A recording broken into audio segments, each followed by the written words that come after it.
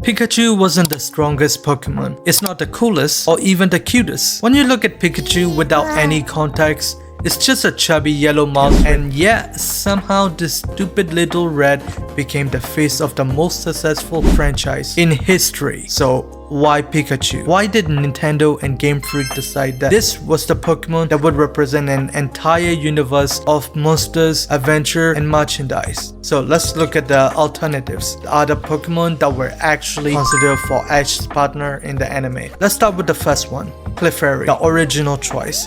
Even starring in the early manga, it was pink and fluffy, but it also leaned heavily into feminine design. That, well, made it too specific. It wasn't just about being cute, it was about being too cute. Then we have Charizard, powerful, cool, and iconic, but also overly masculine. It's aggressive, scary, and hard to market. You don't build a universal mascot around someone or something that looks like it wants to burn your house down. Then the next one, Jigglypuff. That one has potential. It was undeniably cute and actually easy to draw, but again, it fell into the same trap as Clefairy. That big ass eyes, the pink body, the singing gimmick. A mascot needs to be broad and neutral. Then the last one, Meowth. Yes, it has the unique edge of actually speaking in the anime, but visually, it just didn't land. I mean, the coin on its head, the lanky cat-like structure, the weird expressive face, it wasn't cute, it wasn't cool, and what's most important is that it was awkward to draw. For a franchise that banks on children recreating its creature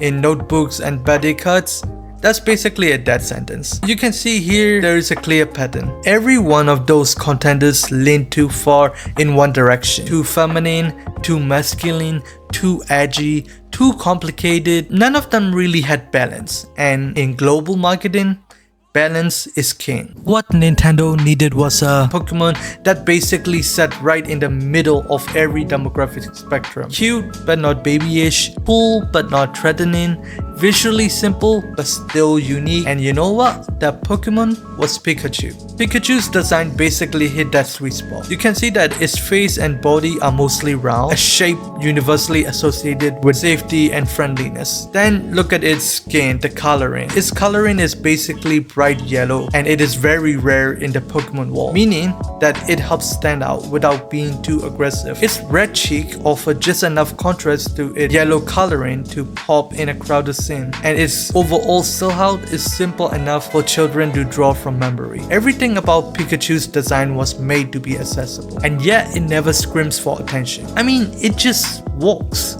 Design alone doesn't really explain why Pikachu is so popular. There is a deeper reason it works. I mean, a reason rooted in identity. It doesn't have preloaded personality like Charizard or Jigglypuff. It doesn't have any stereotype, no defining character traits, and because of that, Nintendo had total freedom. They weren't restricted by what Pikachu was. They could decide what Pikachu could become. In the anime, Pikachu is shaped in real time. You can see that it's loyal, brave, rebellious at times, even funny. And the best part, it never felt false because there were no expectations to break. The writers were not banning an existing stereotype. They were basically building one from scratch. You can't do that with Charizard. Charizard is already locked into this cool and arrogant bug. But Pikachu, that little red was basically a blank paper. It could be anything. To little kids, Pikachu was a best friend. To teenagers, it was a meme. To adults, it was basically a nostalgic symbol of childhood. This is not a happy accident. It was a brilliant strategy. I mean, look at other global icons. Mickey Mouse, Hello Kitty, Mario. None of them are complex.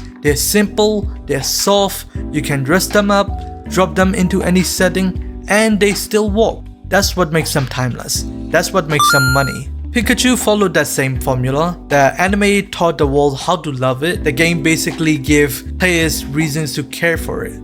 And then came the merchandise. Plushies, lunchboxes, posters, toothbrushes, cereal boxes, theme parks. It never stopped.